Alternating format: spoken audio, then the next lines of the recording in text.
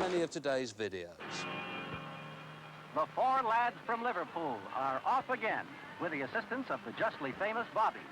And against the background of thousands of screaming fans, the daily ritual of going to work is like taking your life in your hands. Today's assignment is making their first movie, A Hard Day's Night, for United Artists. The music department of United Artists had an idea to do a exploitation musical of the Beatles, provided that it could be out in the cinemas by the summer of '64, because they genuinely felt that by that time they would be waning stars. So we started shooting in March and had to be absolutely in the cinemas by the end of June, beginning of July, which meant we had 6 or 7 weeks to shoot it and 3 weeks to cut it, which is quite fast for a musical. The fact, I suppose, that I had been a player helped a lot with the Beatles. The producer didn't know who the Beatles were, and by accident I did.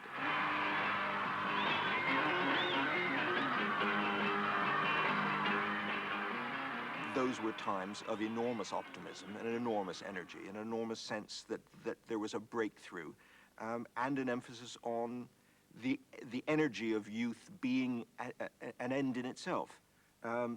I didn't consciously set out to say, well, how can I do that in setup 52A?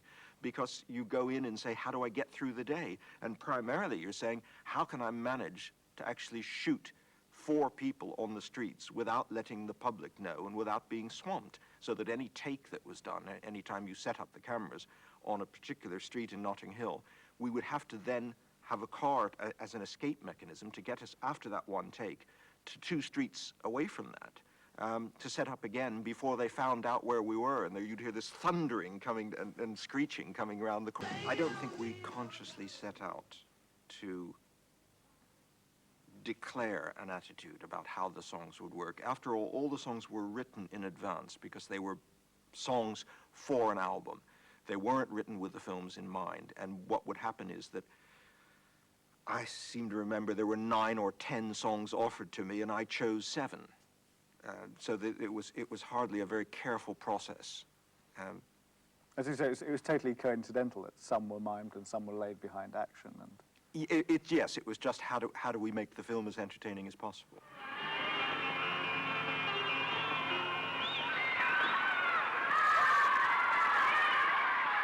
What I tried to do is to produce circumstances on the floor that resembled parts of their life, so that it wasn't a shock. I think it would have been ridiculous to ask the Beatles to be the 4 Musketeers in their first film. That produced the problem of what do you do with the second film, because you've made a documentary, a pseudo-documentary on the working lives of 4 people who must play themselves. You don't dare show what they do once they stop working, because that would have been X-rated. So you have to invent, make them passive recipients of a plot, a fantasy, a kind of farrago of a Wilkie Collins pastiche, leading John Lennon to say, I'm only an extra in my own film. Tension was showing.